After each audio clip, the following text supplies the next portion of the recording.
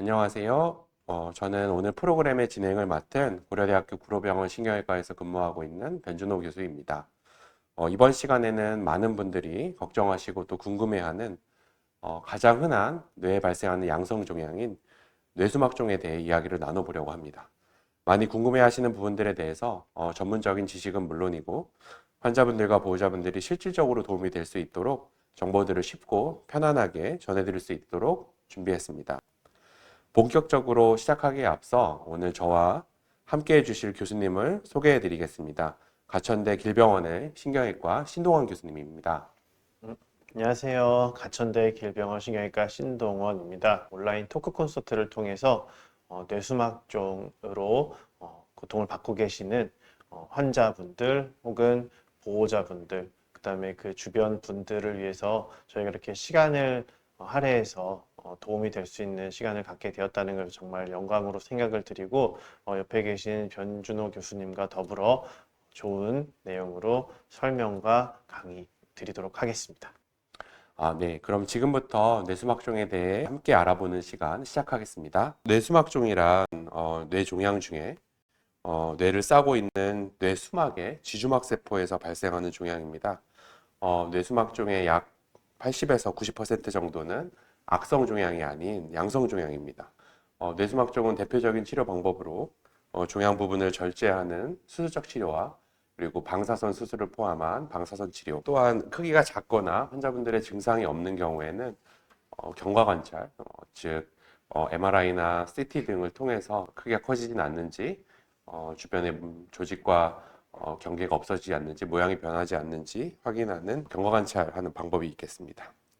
또 뇌수막종은 어떤 치료법이 딱 정해져 있는 것이 아니라 환자의 상태, 그리고 종양의 위치, 그리고 크기 등을 고려하여 가장 적절한 치료를 선택하게 됩니다. 오늘은 환우 가족분들이 뇌수막종의 치료에 갖고 계신 궁금증들을 신동현 교수님과 함께 하나하나 자세하게 설명해 드리는 시간을 가지도록 하겠습니다. 첫 질문인데요.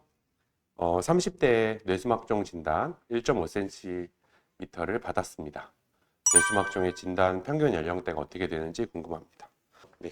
일단은 저희가 가져온 자료에 의하면은 사실 뇌수막종은 저희가 보통 외래에서 설명을 드릴 때 우리 머리에 생기는 양성 중에 가장 이제 흔한 종양이라고 이제 말씀을 드립니다. 그런데 보통은 여자에게서 조금 더 많은 것으로 알려져 있고, 보시는 바와 같이 60대에서 가장 많은 걸로 이제 알려져 있고, 그 다음에 80대, 50대 이런 식으로 보통 사실 젊은 사람에게서는 흔히 발견되지는 잘 않고, 보통 이제 연세가 많으신 분들한테 많이 발생을 돼서 저희가 치료를 할 때 그런 연령 같은 거를 참조해서 저희가 설명을 좀 드리도록 하고 있습니다. 다음 질문을 한번 보겠습니다. 뇌수막종의 크기가 1cm이고 청신경과 안면근육신경이 지나가는 사이에 위치하고 있습니다. 두 개의 병원에서 진단을 받았는데 한 병원에서는 크기가 작아 추적 관찰을 하자고 하셨고 다른 병원에서는 사이즈가 작을 때 감마나이프 치료를 하자고 하셨습니다. 감마나이프도 후유증이 있다고 들었는데 뇌수막종의 크기가 작을 때 적극적으로 치료를 하는 게 나을지 궁금합니다. 질문 주신 걸로만 파악한다면 현재는 크기가 1cm, 비교적 작은 편이고 위치는 청신경과 안면근육신경이 지나가는 사이에 위치해 있지만 종양과 관련된 직접적 증상이 없을 가능성이 좀 높아 보입니다. 이런 경우에는 사실 수술적 치료를 고려하는 것은 일반적으로는 잘 해당되지 않겠고 추적 관찰, 감마 나이프 모두 고려 가능할 것 같습니다. 의사들마다 굉장히 의견이 다를 수 있을 것 같은데요.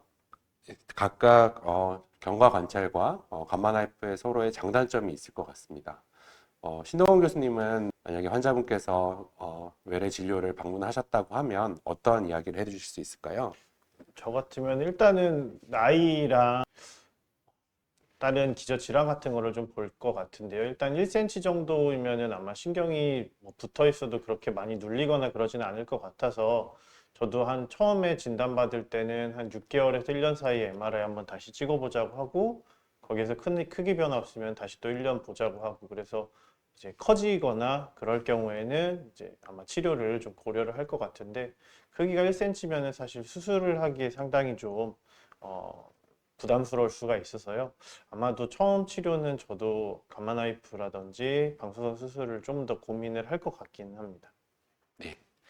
사실 이 경우에는 두 가지 치료 모두 다 가능할 것 같습니다. 우리가 알려진 양성 뇌수막종의 평균 성장 속도가 1년에 약 1mm에서 1.3mm 정도로 알려져 있는데요. 현재 1cm면 크기가 작은 편이라서 신동원 교수님 말씀처럼 관찰을 하는 것도 방법이 될 수 있고, 좀 있는 것 자체가 좀 불안하고 얘가 이제 조금씩 커지는 거에 대한 불안감이 커서 치료를 바로 하자면 방사선 수술 같은 일종인 감마나이프 치료 좋을 것 같습니다. 다음 질문인데요. 네. 감마나이프도 후유증이 있다고 들었는데 뇌수막종의 크기가 작을 때 어떻게 치료하는지 궁금합니다. 사실 어떤 치료든지 간에 보통 환자분들한테 말씀드릴 때 완벽한 치료는 존재하지 않는다고 보통 말씀을 드리기는 합니다. 이제 감마나이프가 물론 상당히 안정적이고 그다음에 후유증도 비교적 다른 치료법에 비해서 훨씬 더 적을 수는 있다고는 생각을 하는데 결국에는 후유증이 없는 치료라는 거는 존재하기가 상당히 어렵다고 볼 수가 있어요. 그렇기 때문에 어느 정도 확률은 다 존재를 하고 있고요. 근데 수막종의 크기가 작을 때 적극적인 치료를 하는 거에 있어서에 대한 의견은 상당히 이제 따져야 될 부분들이 있는데 크기가 작으면 작을수록 아무래도 조금 더 방사선이 들어가는 양이라든지 주변 조직과의 방사선 흡수량 이런 것들을 고려를 했을 때 작으면은 아무래도 조금 더 감마 나이프를 하기에는 조금 더 손쉬울 수는 있지만 그렇게 치료를 들어감으로 인해 가지고 내가 그냥 자연 발생적으로 놔뒀을 때 사실 치료를 안 할 수도 있는데 괜히 치료를 했다라는 부분에 대한 또 기회비용이 또 손실을 입게 되는 거기 때문에 저 같은 경우에는 그래서 작더라도 적극적으로 감마 나이프를 권장드리기보다는 일단은 좀 지켜보자. 왜냐면은 지금 나이가 나오지가 않았는데 사실 70대나 80대 같은 경우에는 좀 지켜보셔도 살아계신 동안에 치료를 안 하고 넘어가실 수도 있거든요. 그런 부분을 고려했을 때는 일단 진단이 됐다고 다 치료를 하는 게 아니라 여러 가지 상황들을 좀 고려를 해서 치료를 결정하시는 게 낫지 않나 이런 생각이 듭니다. 네, 아주 중요한 말씀을 해주셨는데요. 이 환자분 같은 경우에는 제가 진료를 했어도 처음에는 신동원 교수님과 같이 좀 지켜보다가 환자의 여러 가지 상황을 고려해가지고 이후에 이제 감마 나이프를 하면서 지켜볼 건지 아니면 그냥 좀 크게 변화가 없다면 추적 환자를 할 건지 결정하게 될 것 같습니다. 다음 질문을 한번 볼까요? 뇌수막중 수술 예정으로 수술 2일 전에는 MRI를, 1일 전에는 TFCA인 뇌혈관 조영술과 MRI를 한 번 더 한다고 합니다. 수술 전 시행하는 검사들이 정확히 어떤 검사들이고 왜 필요한지 궁금합니다. 이렇게 질문을 주셨는데 제가 먼저 하는 그런 수술 전 검사에 대해서 이제 말씀을 드리면요.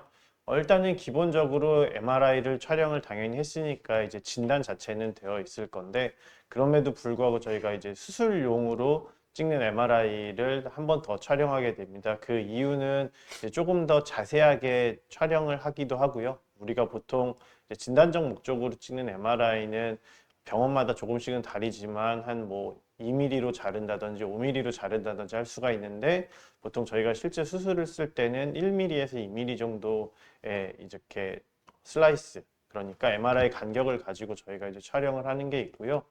그 다음에 전신 마취에 대한 검사는 아마 대부분의 병원들이 크게 다르진 않을 것 같고 화면에서 보이는 것 같이 뇌혈관 CT 검사를 통해 가지고 사실 우리가 수막종이라는 거를 수술을 할 때 가장 중요한 거는 주변 혈관들이랑 어떻게 얽혀 있는지 신경들이랑 어떻게 얽혀 있는지가 되게 중요한 부분인데 그런 것들을 미리 파악을 해서 예상 가능한 그런 위험도에 대해서 산정을 할 수가 있고요. 그 다음에 마지막으로 이제 뇌혈관 조영술이라고 되어 있는데 저거는 아무래도 좀 침습적인 검사. 그러니까 우리가 쉽게 말하면은 이제 심장에 우리가 카테터 넣기 전에 심혈관 조영술을 하듯이 머리도 뇌혈관 조영술이라는 방법이 있는데 결국에 이럴 경우에는 얻게 되는 이득이 확실한지를 따져가지고 저희가 이제 보통 하는 환자도 있고 안 하는 환자들이 있습니다. 근데 이제 했을 때는 아무래도 종양이 많이 크다든지 아니면 수술 전에 어떤 특정한 혈관을 막아서 수술할 때 출혈량을 감소시킬 수 있겠다라는 어느 정도의 판단이 섰을 때는 뇌혈관 조영술을 보통 권장을 드리는 경우도 있지만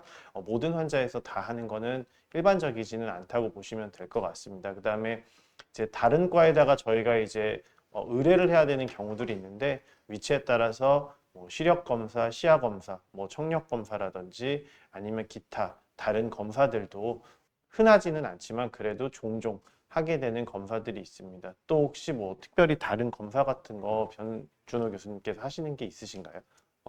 저도 신동 교수님 말씀해주신 그 안에서 대부분 이제 검사를 하게 됩니다. 근데 이제 환자분들이 외부에서 이제 MR을 찍고 오는 경우도 있는데 이제 수술이 결정하게 되면 사실 뇌 MRI는 한 종류가 아닙니다. 그래서 어떤 MRI는 신경을 좀 더 잘 볼 수 있고 또 어떤 MRI는 신 교수님께서 말씀하신 것처럼 아주 이렇게 세밀하게 슬라이스를 하기 때문에 좀 구조를 좀 정확하게 볼 수 있고 이런 MR들이 있습니다. 그래서 수술을 결정하게 되면 접근 방법이나 수술 방법에 따라서 추가적인 MRI를 촬영하게 줘도 되는 것 같은데요. 아마 환자분들은 이제 MRI라고 하면 그 안에 사실 다 들어있을 텐데 왜 또 찍냐 이런 거는 이제 뇌 MRI가 기본적으로 한 종류가 아니라 목적에 따라서 여러 종류가 나눌 수 있기 때문에 좀 그렇게 느껴지는 것 같습니다. 그리고 저도 마찬가지로 이제 뇌혈관 조영술 같은 경우에는 모든 환자들한테 시행하지는 않고 종양이 좀 크거나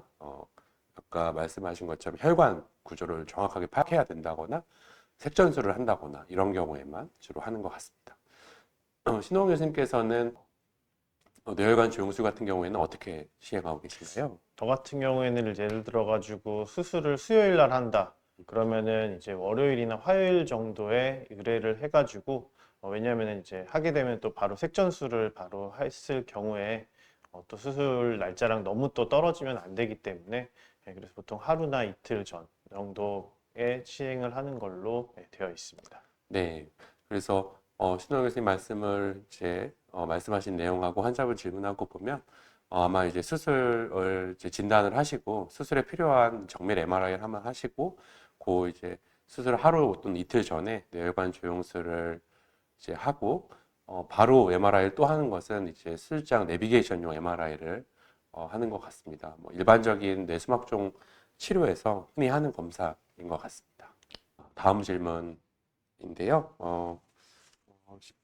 어머니께서 왼쪽 손해에 1.2cm 뇌수막종을 진단받으셨고 감마 나이프 예정입니다. 첫 번째 질문이 왼쪽 손해에 위치한 뇌수막종의 예후는 어떤가요? 수막종의 예후에 네, 대해서. 사실 우리가 예후라는 거를 따지는 데 있어서 평가를 해야 되고 고려를 해야 되는 게 여러 가지가 있는데 일단은 저 같은 경우에는 위치, 그다음에 크기를 일단은 가장 중요하게 말씀을 드리고 그다음에 지금 화면에서 보시는 거와 같이 결국엔 조직학적 검사 결과가 나왔을 때 최종 진단이 무엇이 나오느냐에 따라서 우리가 예후를 평가를 할 수가 있습니다. 그래서 사실 수술 전에 우리가 예측할 수 있는 예후라는 게 있고 수술 이후에 조직검사 결과가 나와서 이런 예후가 예상이 된다라고 이제 말씀드릴 수가 있는데 단순히 저기 보여주시는 것과 같이 왼쪽 손에 위치한 뇌수막종이라고 하면은 조직검사 결과와 상관없이 일반적으로 크기가 작고 그 다음에 손해가 아무래도 다른 위치들보다는 상대적으로 조금 더 예후라든지 그런 뭔가 증상을 나타냄에 있어서 조금 더 유리한 위치가 있다고 저는 보통 생각을 하기 때문에 사실 외래에서 봤을 때 손에 뭐 1.2cm 있다 그러면은 사실 저는 크게 신경을 쓰지는 않는 것 같습니다. 예. 제가 두 번째 질문을 이제 말씀을 드리면은 감마나이프 이후에 개두 수술이 어렵다고 들었는데 감마나이프보다는 개두 수술하는 게 더 좋을지 궁금합니다. 아무래도 지금 감마나이프 예정이라고 하셔가지고 어떤 치료를 하고 그 다음에 혹시 감마나이프 했는데 혹시 나중에 수술을 하게 될까 봐 좀 걱정스러워가지고 저렇게 질문하신 것 같은데 어떻게 생각하시나요? 일단은 지금 현재 환자분 상태에서는 1.2cm 정도의 크기면 일반적으로는 수술보다는 감마 나이프 쪽으로 많이 선택하는 것 같습니다. 감마 나이프의 장점은 이제 전신 마취가 없고 굉장히 이제 짧은 시간, 일반적으로 1시간 이내에 이제 끝나게 되고 이렇게 되는데 제가 생각하는 걸로는 감마 나이프 자체를 한다고 해서 이후에 개도 수술이 어렵지는 않습니다. 다만 감마 나이프 이후에 종양이 커지거나 간만 IF를 했음에도 불구하고 재발을 하고 커지면서 주변부 부종을 만들고 이러면 이제 수술의 난이도가 올라가게 되는데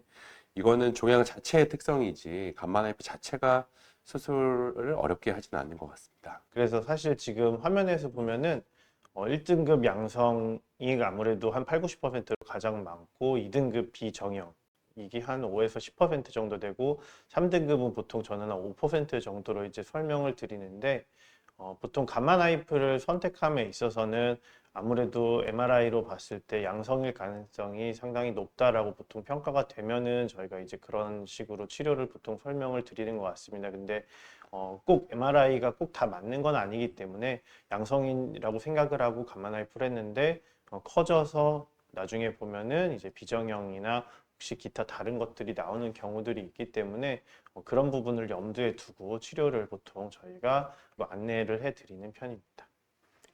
환자분들이 가끔 어떤 종양의 위치가 좋은 위치냐, 나쁜 위치냐 이런 거를 간혹 여쭤보시는데요. 뇌수막종이 위치에 따라 예후가 다른가요, 신동원 교수님? 사실 위치에 따라서 예후가 다르다라고 이제 말씀드리는 경우에는 아까 말씀드렸다시피 이제 깊이가 어디에 있냐 아니면은 신경이 어디에 붙어 있냐 그리고 혈관이 어떻게 이제 얽혀 있냐 이런 것들에 따라서 사실 저희가 이제 말씀을 드리는데 보통 깊게 있으면 있을수록 사실 저희가 같은 크기더라도 겉껍데기에 있는 거랑 속 깊은 껍데기에 있는 거랑은 저희가 좀 다르기도 하고요. 그 다음에 예를 들어 가지고 이제 시신경 근처에 생겼다든지 아니면은 운동 영역 근처에 생겼다든지 하면은 크기가 작더라도 혹시 이제 치료를 하게 되면은 아무래도 훨씬 더 부담을 좀 많이 느끼게 되고 그 다음에 예후에 있어서도 조금 우려스러운 부분들이 분명히 있습니다. 예를 들어서 수술은 잘 돼서 종양은 다 제거가 되는데 뭐 마비가 생겼다든지 아니면은 보이지가 않는다든지 이래서 삶의 질에 상당히 영향을 줄 수 있는 결과가 나오게 되면은 수술을 집도하는 의사 입장에서는 사실 되게 만족스럽지가 못한 경우들이 있기 때문에 그런 부분들을 상당히 고심해서 치료를 어떤 거를 하는 게 최선일지에 대해서 상당히 많이 신중하게 결정하는 편인 것 같습니다. 네, 저도 이제 마찬가지로 하고 있고 질문하신 것만 본다면 왼쪽 손에 위치하였다고 해서 예후가 더 나쁘지는 않을 것 같습니다. 네, 다음 질문으로 넘어가 보겠습니다. 0.7cm의 뇌수막종이 머리 위쪽 정맥과 운동신경계에 걸쳐 있습니다. 노발리스 방사선 수술을 할 예정인데 치료를 받으면 운동신경에 문제가 생길 수 있습니다. 노발리스 방사선 수술이란 무엇이며 현재 저의 상태에선 최선의 치료인가요? 이렇게 질문을 해주셨는데요. 지금 사진에 보이시는 게 노발리스 기계입니다. 노발리스라는 거는 어차피 지금 나온 지가 거의 한 15년, 20년 가까이 되어 있는 방사선 수술 장비이기 때문에 안정성 자체로는 이미 어느 정도 확립이 되어 있고 사실 지금은 이제 단종되어서 이제 다음 단계의 치료 기계가 나온 상태입니다. 그대로 이제 읽어드리면은 종양의 국소적인 표적 치료를 위해 병수의 모양대로 빔을 만들어서 종양만 선택적으로 정밀하게 제거하는 정의 방사선 수술법이라고 되어 있는데요. 말이 너무 어렵습니다. 사실 정의 방사선 수술이라고 하면은 어렵고 수술이면 수술이고 이제 방사선이면 방사선이 두 개가 또 이제 같이 있기 때문에 받아들이기가 좀 어려우실 수가 있는데요.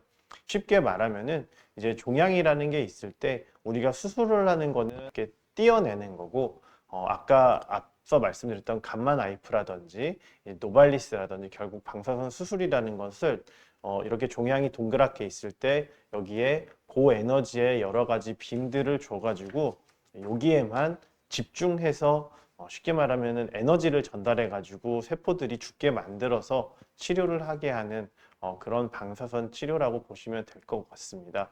자, 사실 감마 나이프와 노발리스 방사선 수술의 차이에 대해서 많은 분들이 되게 궁금해하고 실제로 옆에 있는 다른 과 혹은 심지어 신경외과 의사분들도 이제 도대체 차이가 뭐냐라고 많이들 물어보시는데요.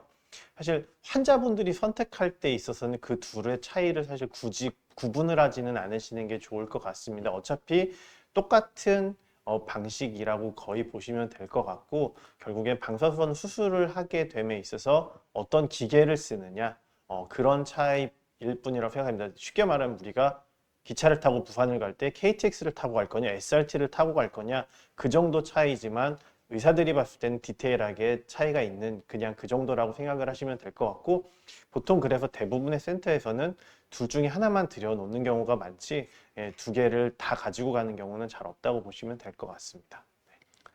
네. 사실 저는 같은 거라고 이야기해 드리거든요. 이름이 다르지 기법도 같고 결과도 같고 실제로 보고도 그렇게 되고 있고 그래서 같은 거라고 설명을 해드려서 앞서 다른 환자분들이 뭐 감마나입 많이 질문해 주셨는데 사실 같은 치료 방법이라고 생각하시면 이해가 쉬우실 것 같습니다. 지금 계신 기관에 아마 노발리스 방사선 쓸 기계가 있으시죠? 네네네. 저희 기관에는 또 이제 노발리스 방사선 쓸 기계는 없고 대신 감마나이프를 또 보유하고 있고 이렇습니다. 두 개 같은 치료법입니다. 그리고 그럼 이 환자분한테서 노발리스 치료 방법이 적절한 치료인 걸로 생각하시는 거죠? 네, 일단은 제 생각에는 아마 0.7cm의 노발리스 방사선 수술을 한다는 얘기는 아마 그 전에 계속 추적 관찰을 하던 과정 중에서 크기 변화가 좀 있던지 아니면은 주변 조직과 뭔가 이렇게 반응이 좀 있을 가능성이 좀 충분히 존재한다고 생각을 해서 아마 치료를 고려를 했을 것 같습니다. 사실 0.7cm면은 수술을 해도 못 찾을 수도 있고 사실 수술을 하기에 상당히 부담스럽기 때문에 아무래도 치료를 하게 되면은 방사선 수술을 권장을 하지 않으셨을까 이런 생각이라는 게 들고요. 아마 그 담당하셨던 그 신경외과 선생님이 아마 최선의 치료가 지금 상태에서는 그거라고 평가를 하셔가지고 하지 않으셨을까라는 생각이 듭니다. 네. 네. 일반적으로 종양의 크기가 작으면 방사선의 부작용도 적기 때문에 너무 많은 걱정을 하지 않으셔도 될 것 같습니다. 뇌수막종 진단을 받고 개도수를 앞두고 있는데 당뇨약을 오래 복용하고 있습니다. 당뇨 환자가 주의해야 될 상황이나 수술받을 때 부작용은 없을까요? 사실 뇌수술이라고 해서 다른 수술과 크게 다르지는 않습니다. 당뇨 환자의 경우 이제 당뇨가 없는 환자들에 비해 감염의 위험이 좀 높을 수 있고 상처 회복이 지연되는 경우가 있고 또 수술 자체가 신체에 큰 스트레스로 작용하기 때문에 수술 전중 후에 이제 혈당의 급격한 변화, 고혈당이라든지 갑작스러운 저혈당이라든지 이런 게 발생할 수가 있습니다. 또 신장 기능이나 심장, 콩팥이나 심장 문제가 발생하는 경우도 그렇지 못한 환자들에 비해 발생 비율이 좀 높다고 알려져 있습니다. 다만 당뇨를 철저하게 잘 조절하고 있는 경우에는 그 위험도가 굉장히 낮은 것으로 이제 알고 있습니다. 이제 수술 전에 이제 당뇨를 조절을 철저하게 했다면 일반적인 환자에 비해 뭐 아주 똑같다고 볼 수는 없겠지만 그 위험도가 굉장히 낮을 것 같습니다. 그리고 보통 이제 당뇨 유병 기간이 길었던 분들 같은 경우 사실 콩팥 기능이 좀 떨어지시는 경우들이 좀 있는데 사실 저희가 수술을 하기 전에 찍는 CT라든지 조영제를 주는 MRI라든지 아니면은 뇌혈관 조영술을 할 때 그런 것들이 좀 콩팥에 다 좀 신장에 무리가 될 수 있는 검사들이기 때문에 약간 그 부분에 조금 더 저희가 주의를 좀 하는 편이기는 하고요. 그 다음에 한 가지 더 말씀드리면은 개수술을 앞두기 전에 상황에 따라서는 또 스테로이드 같은 것들을 미리 복용을 시키는 경우들이 좀 있습니다. 그렇게 되면 이제 당이 급격하게 사실 올라가서 보통은 뭐 집에서는 뭐 한 100에서 한 200 사이를 하더라도 스테로이드를 복용하게 되면은 200에서 300까지도 저희가 보통 나올 수 있는데 그런 것들은 대부분 사실 수술 이후에 스테로이드를 끊게 되면은 대부분 다시 원래 혈당으로 돌아가기 때문에 너무 염려 두시지는 않으셔도 될 것 같고 당뇨 환자가 결국에 수술할 때도 가장 중요한 거는 저혈당에 빠지지 않게 하는 것이지 고혈당은 사실 크게 저희가 주의 있게 보지는 않기 때문에요. 그런 부분들에 대해서는 수술 끝나고 잘 회복하시고 원래 하시던 대로 하시면은 크게 다르진 않을 거라고 부가적으로 말씀드립니다. 네, 맞습니다. 자, 다음 질문 하겠습니다. 28세 환자로 나이가 젊으신데 2월에 뇌수막종 4.1cm 정도 되는 뇌수막종을 진단받았고 응급수술은 안 해도 되지만 자라는 속도가 빨라서 1년 이내에 수술을 권유받았고 8월로 수술 예정하고 있습니다. 특히 언어 부위라고 나와 있었습니다. 수술 후 일상생활이 가능한 회복 기간과 직장 복귀 시점은 어떻게 되나요? 그리고 수술 후에는 어떤 후유증이 있나요? 보통 수술하고 나서 어떻게 설명을 보통 드리시나요? 저 같은 경우에는 이거는 사실 뭐 어떤 교과서나 이런 데 나오는 게 아니라서 대개 환자들이 수술하고 나서 특별한 문제가 없다면 한 일주일 정도 입원하시고요. 일상생활로 복귀하는 거는 저는 한 2, 3주 후에는 이제 일상생활을 완전히 복귀하시라고 하고, 다만 좀 업무가 과중한 직장 생활이나 또 신체 활동을 좀 이제 늘려야 되는 경우에는 그런 일들은 약 한 달 정도 쉬라고 말씀드리고 이제 그러고 있습니다. 신 교수님은 어떻게 설명하고 계신가요? 사실 저도 보통은 수술 후 4일 정도 이후부터는 퇴원은 가능하다고 말씀드리지만 대부분의 환자분들이 그냥 실밥을 다 제거를 하고 가시기를 원하시기 때문에 저도 이제 병 교수님이랑 마찬가지로 일주일 정도에 퇴원하시는 환자분들이 가장 많은 것 같고요. 직장 복귀 시점은 뭐 저도 한 2, 3주 정도 이후부터 한 달 정도까지 넉넉하게 생각을 하라고 말씀을 드립니다. 근데 다만 이제 또 추가적으로 이제 많이 물어보시는 것 중에 하나가 이제 뭐 요거랑은 상관없지만 개두술 이후에 뭐 머리 염색하는 거라든지 아니면 운전은 어떻게 해야 되는 건지 특히 직업적으로 운전하시는 분들 이런 분들이 있는데요. 사실 저는 어떻게 설명을 드려야 될지 잘은 모르겠어서 네. 조금 넉넉하게 말씀을 드리는 편이기는 한데 혹시 어떻게 설명을 드리세요? 직업적으로 운전하시는 분이 상당히 많더라고요. 꼭 이제 뭐 기사님들은 아니더라도 많아서 저는 환자분이 경련이 없거나 다른 문제가 없었다면 마찬가지로 한 달 뒤부터 하시라고 하고, 그 전에는 좀 조심해서 하라고 말씀을 드리는 편입니다. 뭐 이렇게 길게 쉴 수 있는 분들도 있고 또 얼른 또 뭐 생업으로 돌아가셔야 되는 분들도 있기 때문에 그래도 한 2주에서 한 한 달 정도는 쉬었다가 복귀하는 게 좋다라고 이제 권고는 드리고 있습니다. 또 환자분들마다 회복 속도도 조금씩 다른 것 같기도 하고요. 염색은 언제부터 하나요? 전 염색도 마찬가지로 한 달 한 달 뒤부터 뒤. 네, 사우나 염색 가능하다고 말씀드립니다. 비행기는 언제?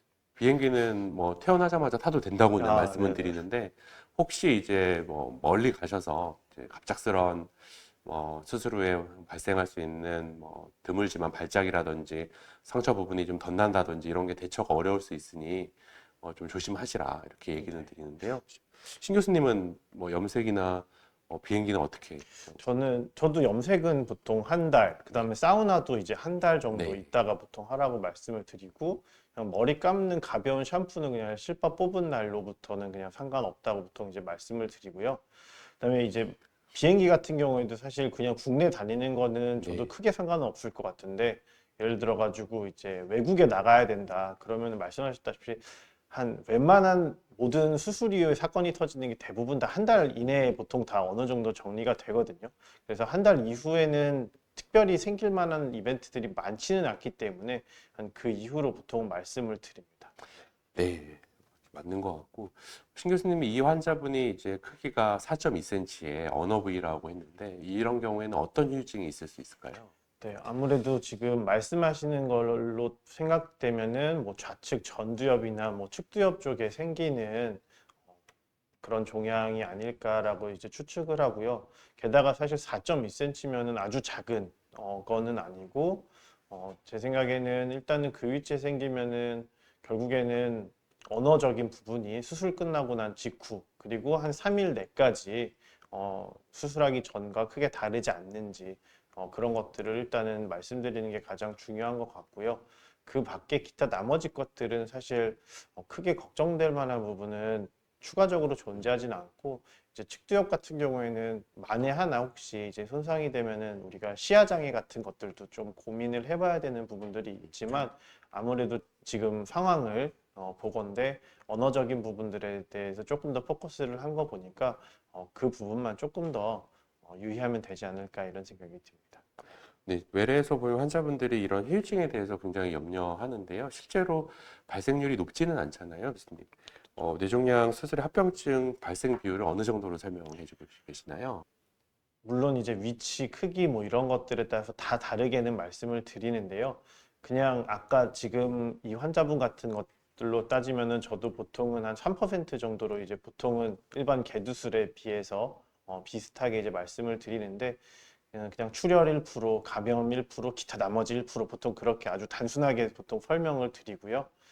그리고 위치에 따라서 이제 추가적으로 더 설명을 좀 드리는 편입니다. 네, 저도 마찬가지로 약 2에서 3% 정도 후유증 발생 비율이 있다. 그래서 거꾸로 얘기하면 97에서 98%들이 환자분들이 잘 치료받고 퇴원하신다. 이렇게 해서 물론 이제 이렇게 설명을 강하게 해야 되는 경우도 있지만 또 이제 하고 나서 환자분들을 또 마음을 좀 어루만져 드리는 게 필요할 것 같습니다. 뇌수막종 진단 후 개수술을 했지만 계속해서 뇌척수액이 차고 있습니다. 지금까지 3번의 수술을 했는데 또 수술을 권유받았습니다. 반복되는 수술에도 왜 계속해서 뇌척수액이 차는지 궁금합니다. 굉장히 어려운 경우인데요. 신 교수님, 뇌척수액이 차는 이유가 어떤 이유가 있을까요? 수막종 수술에. 뇌척수액이라는 게 결국에는 우리 머리에서 어느 정도 버퍼, 그러니까 충격을 좀 흡수해주고 그다음에 불순물들을 제거해주고 상당히 좋은 이유로 그다음에 이로운 역할을 하는 것이지만 우리가 수술을 하고 나서 이제 차게 되는 경우에는 상당히 좀 까다로울 수가 있습니다. 게다가 지금 환자분처럼 3번이나 수술을 했음에도 불구하고 다시 찬다는 얘기는 아무래도 수술을 한 위치가 일반적으로 우리가 뇌척수액이 잘 새는 위치들이 몇 가지가 좀 존재를 하거든요. 예를 들어 가지고 이제 뒤통수 부분, 그다음에 손의 부분, 그다음에 앞쪽에서도 이제 예를 들어서 전두동이 개방이 되었을 때도 사실 찰 수가 있기는 합니다. 근데 일반적으로 모든 경우에 있어서 수술을 하지는 않지만 특정한 상황에서는 뇌척수액이 혹시 고인 다음에 염증이 생기지는 않는지, 그 다음에 시간이 지났음에도 불구하고 잘 빠지지가 않는다든지, 그렇게 된다든지 아니면 압력을 형성한다든지 그러면은 저희가 이제 수술적인 치료를 통해 가지고 소위 말해서 새는 부분을 다시 이제 꼬매줘야 되는 거라고 보시면 될 것 같아요. 근데 환자분들한테 이 합병증을 설명하기가 되게 어렵기도 하고 막상 와닿지가 않기 때문에 이제 어떤 경우를 이제 말씀을 드리냐면은 우리가 이제 천장에서 물이 샌다라고 보통 말씀을 드리는데 보통 천장에서 물이 새더라도 우리가 어느 정도 다시 보강을 해주면은 대부분은 새지 않지만 물이 위에 엄청 가득 차 있다든지 아니면은 어떤 다른 이유로 우리가 쉽게 말하면 봉합하기가 어려울 정도로 너무 많이 벌어져 있다든지 이럴 경우에는 이제 새기도 합니다. 그래서 사실 저 같은 경우에도 한 1년에 한 번 혹은 뭐 한 2년에 한 번 정도는 뇌척수액이 새가지고 사실 다시 수술을 들어가는 경우도 있거든요. 이거는 하다 보면은 꼭 한 번씩은 생기지 않나 이런 생각이 드는데 혹시 변 교수님은 뭐 경험이 있는지 그 다음에 조금 더 쉽게 설명을 어떻게 하면은 드릴 수 있는지. 네. 저도 마찬가지로 뇌척수액 누출이라고 하는 합병증이 발생하는 분들이 계십니다. 이 환자분들 같은 경우는 3번이나 수술받은 아주 이제 어려운 경우인데요. 사실 뇌척수액이 신 교수님께서 말씀하신 것처럼 아주 일부가 차 있다가 호전이 되면 그냥 자연적으로 이제 낫는 거지만 자꾸 이제 양이 점점 증가하고 이제 외부에서 만졌을 때 이제 출렁임이나 이런 게 느껴지기도 하고 점점 커지거나 이러면 사실 반복해서 이제 재수술을 해야 됩니다. 막을 봉합해 주든지 뭐 다른 방법, 예를 들어서 인공막을 덧대 준다든지 지방 이식 같은 거를 좀 고려를 한다든지 이렇게까지도 해야 되고 뇌척수액의 액이라는 게 사실 머릿속에서 하루에 500cc 정도씩 계속 반복해서 생성되기 때문에 이렇게 어떤 누출 경로가 이제 존재한다면은 계속 이제 셀 수 있는 경우가 이렇게 있습니다. 그래서 좀 어려운 경우인데요. 그리고 다른 종양과는 다르게 이제 뇌수막종은 결국에 껍데기에 보통 생기는 경우이기 때문에 우리가 종양을 제거하다 보면은 필연적으로 뇌에 있는 껍데기를 같이 제거를 하게 되는 수술이 되는 경우가 특히 많습니다. 그러면은 주변 껍데기들, 그러니까 우리가 수술적으로 제거를 하고 남아있는 주변부가 깨끗하면은 저희가 사실 봉합하기가 쉬운데 어떤 이유, 예를 들어서 연세가 많으신 분들은 이미 나이 때문에 그 뇌 껍데기, 수막 자체가 되게 얇아져 있고 한 땀 한 땀 뜰 때마다 또 찢어지기도 하고 그러면은 열심히 꼬맸는데도 나중에 보면은 어느 한 특별한 그런 포인트에서 이렇게 쫄쫄쫄쫄 샌다든지 그럴 수가 있거든요. 근데 이제 변 교수님 말씀했다시피 저도 지금 드는 생각이 자가 지방 이식 같은 거를 충분히 하면은 조금 더 나을 수는 있을 것 같기는 하지만 그럼에도 불구하고 사실 재수술을 하고 재수술을 해도 수술하는 사람 입장에서는 상당히 부담스러운 상태의 그런 것들이고 되게 수술을 다시 권유를 하는 것조차도 되게 어려운 그런 것들입니다. 맞습니다. 매번 할 때마다 또 전신 마취를 대부분 이제 해야 되고 하기 때문에 이 환자분 같은 경우에는 이제 다시 수술을 한다면 네 번째 수술을 해야 되는 상황으로 이제 판단이 되는데 다만 정확한 이제 원인이나 이제 어떤 의심 부위는 사실 수술을 집도해 주신 집도의 선생님이나 교수님께서 이제 잘 아실 것 같고 다만 이전과 같은 방식으로 해서는 다시 또 재발을 할 수가 있기 때문에 수술 방법을 좀 다른 방법을 좀 이렇게 지방 이식이라든지 다른 진료 재료들을 쓴다든지 이런 것들을 좀 고려를 하셔야 될 것 같습니다. 다음 질문으로 넘어가 보겠습니다. 후유증 관련된 질문인데요. 뇌수막중 수술 이후 다리가 저립니다. 수술 위치는 왼쪽 후두였고요. 다리가 저린 현상도 수술 후 후유증 중 하나인가요? 아까 수술적인 그런 방식에 의한 후유증이 있고 지금처럼 이제 위치에 따른 후유증 같은 게 이제 여러 가지를 예측을 해볼 수가 있는데 저희가 보통 이제 왼쪽 후두라고 하면 사실 지금 질문을 해주신 위치가 정말로 왼쪽 후두인지 아니면은 그 위쪽인지 아니면 그 아래쪽인지에 따라서 후두도 좀 나뉘기는 합니다. 근데 저희가 정말로 왼쪽 후두 옆 쪽이라고 하면은 보통 저 같은 경우에는 이제 우측 시야가 조금 좁아져 보이고 뭔가 껴져 보이는 그런 것들은 이제 증상이 있을 수가 있다 이렇게 말씀을 드리고 사실 후두보다 조금 더 위쪽으로 가면 이제 두정엽이라고 해서 감각이라든지 이런 것들을 좀 담당하는 부분이 있습니다. 근데 만약에 그 위치에 영향을 받았으면은 우측 다리 같은 경우에는 뭔가 감각이라든지 이런 것들이 이상할 수는 있는데 꼭 저리다라고 딱 잘라서 말씀드리긴 좀 어려울 것 같아요. 오히려 감각이 좀 떨어진다든지 그런 것들은 좀 가능할 수는 있는데 저린 거는 다른 예를 들어 가지고 허리라든지 아니면 말초신경 이런 부분들도 충분히 고려를 해봐야 되지 않나 그런 생각이 좀 듭니다. 제 생각도 마찬가지고 그냥 질문 그대로 우리가 이해를 한다면 왼쪽 후두엽을 수술하고 다리가 저린 것은 사실 수술 후유증이라고 보기는 좀 어려울 것 네. 같기는 합니다. 뭐 대부분은 좀 시간이 지나면 또 호전되는 경우도 많으니까요. 다음 질문을 4.5cm 비교적 큰 종양인데요. 뇌수막중 진단 후 수술했습니다. 위치가 언어를 담당하는 부분이었는데 수술 이후 안면 경련이 있고 발음이 잘 안 되며 얼굴이 좀 부어 있습니다. 안면 경련과 부정확한 발음 증상이 얼마나 지속될까요? 비슷한 환자분이 좀 언어 위치에 이제 위치했던 환자분이 계셨는데 아마 이제 수술은 잘 됐지만 이제 종양의 위치 때문에 어떤 안면 경련과 부정확한 발음 증상이 있는 것 같은데요. 이런 경우에 보통 얼마나 지속되죠, 교수님?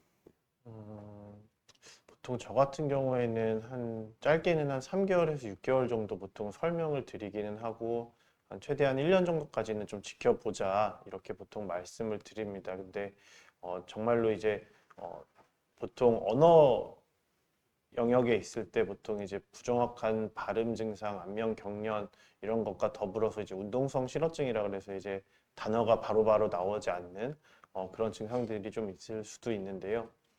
대부분은 근데 만약에 저 위치에서 저런 종양 때문에 생기는 것들이라고 하면은 어느 정도 수술 직후보다는 확실히 시간이 가면 갈수록 보통 호전 경과를 띠는 경우가 훨씬 더 많기 때문에 넉넉히 한 1년 정도까지는 좀 기다려 보시는 게 좋을 것 같다. 보통 그렇게 설명을 저 같은 경우에는 드리고 있는데 병 교수님은 어떻게 생각하세요? 신동환 교수님하고 같은 방식으로 설명을 드리고요. 신경 재생이라는 게 보통 1년까지 또 되고 또 주변에 담당하던 영역이 좀 기능이 떨어지더라도 주변부에서 보상하는 가소성이라는 게 있기 때문에 저도 처음에 특별한 문제가 없었다면 한 석 달 지나면 많이 좋아질 거다 설명드리고 한 1년까지는 그래도 조금씩 더 나아지니 지속해서 열심히 재활치료나 연습을 하자 이렇게 말씀을 드립니다. 현재 이 환자분 같은 경우에는 이제 만약에 신동환 교수님 환자분께서 수술에 이런 증상을 호소하신다면 어떤 부가적인 치료를 좀 해줄 수 있을까요? 사실 저도 이런 치료라고 함에 있어서는 제가 신경외과 수술 이후에 바로 직접적으로 사실 도와드릴 거는 많지는 않을 것 같습니다. 사실 저희가 이제 보통은 경련이 있다든지 수술 이후에 뭔가 붓기가 있다 이러면은 저희가 뭐 어떤 약제를 써가지고 조금 도와드리는 그런 것들은 있겠지만 저런 식으로 약간 이제 표현의 문제라든지 그런 것들은 저희가 직접적으로 바로 도와드리긴 어렵고 보통 저희는 근데 좀 빠르게 재활을 할 수 있도록 좀 언어라든지 그런 부분들에 대해서 언어 재활 같은 거를 좀 빠르게 의뢰해서 그냥 수술 직후에 한 일주일 안에더라도 바로 시작할 수 있게끔 보통 도와드리긴 하고 있습니다. 그냥 두는 것보다 자꾸 사용하고 신경을 써주는 게 좋기 때문에 아마 이제 많은 신경외과 선생님들께서 다 재활치료 이런 걸 추천을 드릴 것 같고, 실제 만약에 안면이 이제 감각 이상이나 이런 게 아니라 실제 이제 눈으로 볼 때 직접적으로 떨리는 경련이 있다면 부분 경련 가능성이 있기 때문에 거기에 이제 해당하는 항경련제 등도 용량을 증량한다든지 추가한다든지 한 치료가 필요할 수 있을 것 같습니다. 네, 다음 질문, 관리 방법에 대한 네. 질문인데요. 뇌수막중 수술을 진행하였습니다. 재활은 어디서 어떻게 도움을 받으면 될까요? 이렇게 질문을 주셨는데 수술을 하고 나서 일단은 재활이 필요한지 필요하지 않은지에 대한 평가를 먼저 해야 될 것 같습니다. 어떤 환자든지 모두 다 재활을 사실 하지는 않고요. 재활을 했을 때 이 환자에게 충분한 도움이 될 것 같다. 라고 어느 정도 판단이 되었을 때 보통은 하고요. 그 다음에 수술을 하고 나서 당장에 생기는 마비라든지 그런 부분들이 있으면 사실 수술 받은 병원의 재활의학과에 의뢰를 해가지고 바로 연계된 진료를 하는 게 저는 가장 좋다고 생각을 합니다. 그래서 저 같은 경우에는 제가 수술을 했는데 만약에 환자분이 안타깝게도 마비가 생겼다. 그러면은 수술 직후에 한 일주일 정도 이후에 바로 재활의학과로 전가를 시킨다든지 아니면은 당장 할 수 있는 운동 재활을 좀 의뢰를 드려가지고 일단은 어느 정도 빠르게 할 수 있는 게 조금 더 좋다고 보통 설명을 드리고 재활이라는 게 사실 저는 이렇게 어느 기간을 두고 하는 건 아니다라고 보통 말씀을 드리거든요. 젊으신 분들 같은 경우에는 기간을 길게 두고 하더라도 이 정도까지밖에 좋아지지 않았을 것 같은데 더 많이 좋아지시는 분들도 있고 해서 보통은 대학병원 같은 경우에는 보통 약정으로 한 4주 정도를 보통 약정으로 두고 재활 치료를 재활의학과에서 보통 해주시는 경우가 많은데 그 이후에도 재활병원에서 이어가지고 전문적인 재활 치료를 수개월 동안 받으시는 분들도 있습니다. 근데 사실 요양병원에서는 재활을 직접적으로 하시는지 안 하시는지는 아마 요양병원에 계시는 그런 의사 선생님이 어떤 과를 전공을 하셨는지에 따라서 좀 다르시지 않을까 그렇게 생각을 좀 드립니다. 네, 사실 저 같은 경우에도 마찬가지로 환자분들이 가끔 특별한 문제가 없는데도 이제 재활치료에 대한 질문을 하시는 경우가 있는데요. 물론 이제 더 좋은 몸 상태를 유지하기 위함이라고 생각은 하지만 사실 이런 경우에는 뭐 신 교수님 말씀처럼 저도 재활치료가 필요 없다고 이제 말씀을 드리고요. 저는 이제 재활치료가 필요한 환자분들 같은 경우에는 가깝고 자주 방문하고 이럴 수 있는데 다만 이제 그런 병원에 재활의학과 전문의 선생님이 계시고 또 재활치료실이 유지되어 있다면 사실 병원의 급은 크게 상관 안 하셔도 된다라고 설명을 드리기도 합니다. 운동은 언제부터 가능하며 비타민은 언제부터 복용 가능할까요? 굉장히 많이 질문하는 건데요. 신동 교수님은 이제 보통 어떻게 네, 뭐 말씀드리나요? 사실 운동 같은 경우에는 이제 가벼운 운동은 그냥 저는 퇴원하고 바로 그냥 하시라고 보통 말씀을 드리고 아니면 사실 수술 이후에 발열이 생기는 것을 막기 위해서도 보통 병실로 오자마자 바로 활동을 하실 수 있으면은 약간의 어지러움만 좀 감내를 하시면은 돌아다니시는 게 좀 좋을 것 같다 이렇게 보통 말씀을 드리는 경우가 있고요. 근데 이제 좀 특별하게 예를 들어 가지고 뭐 웨이트 트레이닝을 하고 싶다든지 이런 젊은 남성분들 같은 경우에는 저도 대부분의 기준을 이제 한 달 정도로 보통 이제 설명을 드립니다. 그리고 비타민 같은 경우에는 사실 크게 상관이 없을 것 같다는 생각이 들고 홍삼이라든지 기타 다른 이제 약재들 같은 경우에는 제가 드리는 약들을 어느 정도 끊고 난 다음에 드시던 대로 드시라고 보통 설명을 드리는데 병 교수님 같은 경우에는 뭐 다른 거 물어보시는 분들이 혹시 있으신가요? 이거 말고도 또. 뇌수술을 하고 이렇게 되면 주변에서 이제 몸에 좋다고 여러 가지 음식이나 뭐 건강 보조식품 같은 걸 추천해서 이렇게 직접 선물도 하는 경우가 있더라고요. 근데 사실 이렇게 이런 거 여쭤보는 분들이 많은데 일반적인 음식이나 몸에 좋다고 하는 것들 중에 음식으로 우리가 흔히 이제 볼 수 있는 것들은 복용해도 지장 없다고 말씀드리고요. 다만 성분을 모르는 뭐 달인 물이라든지 뭐 사실 어떤 성분이 들어가 있지 모르는 뭐 좋은 거라고 그냥 받았다 하는 경우에는 사실 그냥 드시지 말라고 말씀드리기도 합니다. 그리고 운동도 아까 마찬가지로 직장 생활 복귀하는 것처럼 약 이제 심한 웨이트 트레이닝, 수영 이런 것들 한 달 정도 저도 말씀드립니다. 뭐 아마 비슷한 것 같은데요. 뭐든 이제 신동원 교수님이랑 저랑 말씀드리는 게 마지막 질문인데요. 70대 남성 환자분께서 8년 전에 받은 수술 이후로 편마비 후유증이 있습니다. 뇌수막종 수술 후 편마비에 도움이 되는 운동이 있을까요? 사실 8년이라고 하면 신경이 재생되는 것은 보통 1년, 또 길면 2년 안에 이제 재생되고 가소성이 일어나고 합니다. 사실 8년이라는 시점에서 현재보다 획기적으로 좋아질 수 있는 방법이 실질적으로는 좀 적을 것 같습니다.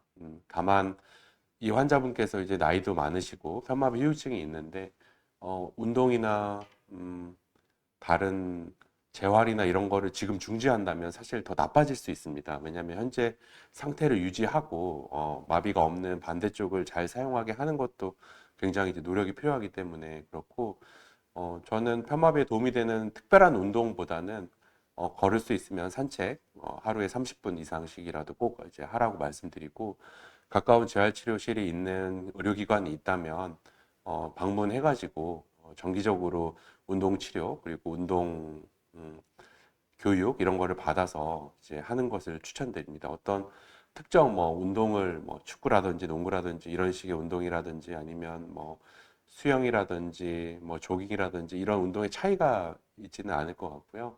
저는 꼭 일상 산책 그리고 걷기라도 꼭 하시라고 말씀을 드립니다. 또 교수님은 어떻게 설명을 드리나요? 저도 사실 이제 8년이나 됐으면은 사실 너무 오랫동안 고생을 하셨을 거라는 생각이 들고 일단은 수술 이후에 마비가 생긴 거에 대해서 되게 대단히 안타깝다라는 생각을 드는데 아무래도 그만큼 쉽지 않은 수술이지 않았을까 일단은 먼저 그런 생각이 좀 들고요. 이제 마비가 생기고 나서 가장 큰 문제는 뭐냐면은 아무래도 한쪽으로만 뭔가 모든 거를 다 사용을 해야 되기 때문에 몸의 균형이라든지 관절이라든지 이런 것들이 아무래도 더 많이 쓰이게 되는 쪽으로 조금 더 무리가 좀 가게 되고요. 그 다음에 안 쓰는 어깨라든지 무릎 같은 경우에는 어, 나도 모르는 사이에 점점 이제 관절이 탈골된다든지 점점 위축된다든지 그런 부분들이 있기 때문에 저 같은 경우에는 사실 운동 능력을 향상시키기 위한 도움은 제가 봤을 때도 마땅치는 않을 것 같습니다.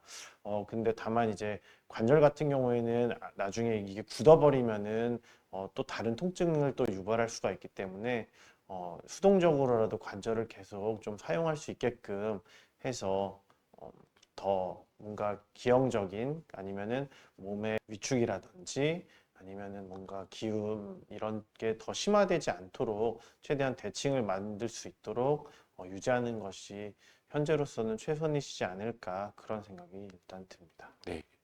정확한 운동 처방을 받기 위해서는 가까운 재활의학과를 방문하는 것도 좀 도움이 많이 될 수 있을 것 같습니다. 토크 콘서트에서 이제 질문해 주신 질문들에 대해서 다 답변을 했고요. 신동 교수님 마무리 인사 말씀 부탁드려도 될까요?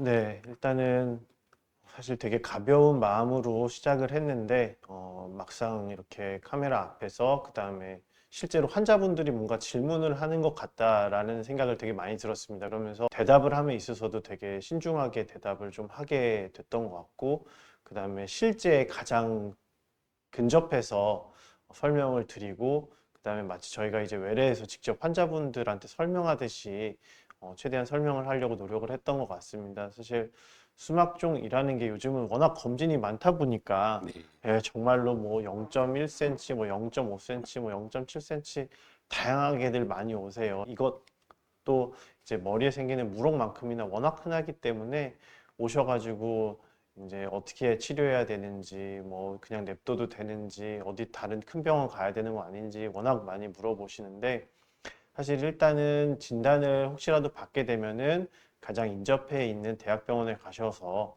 진료를 일단 받아보시는 것을 추천을 드리고요. 그리고 지금 저희한테 질문을 주셨던 환우분들, 이미 치료를 마치신 분들, 그 다음에 앞으로 치료를 앞두고 계신 분들 모두 아무쪼록 큰 문제 없이 치료를 받으시고, 그 다음에 혹시 또 치료를 함에 있어서 또 뭔가 고민이 되면은 저희 영상에도 또 댓글을 저희가 남겨주시면은 저희가 또 나중에 그거를 또 추적 관찰을 해서 네. 또 최대한 성심성의껏 대답을 해드릴 수 있도록 도와드리도록 하겠습니다. 네, 요즘엔 병원이 많이 바빠서 많은 교수님들께서 한 분 한 분 이렇게 충분한 시간을 할애해서 설명드리긴 조금 어려운 부분이 있는데 이번 기회를 통해서 환우분들한테 많은 도움이 됐으면 좋겠습니다. 네, 오늘 저와 같이 수고해주신 신동원 교수님께 또 감사드리고 시청해주신 환우분들께 감사드립니다. 이것으로 마치겠습니다. 감사합니다. 감사합니다.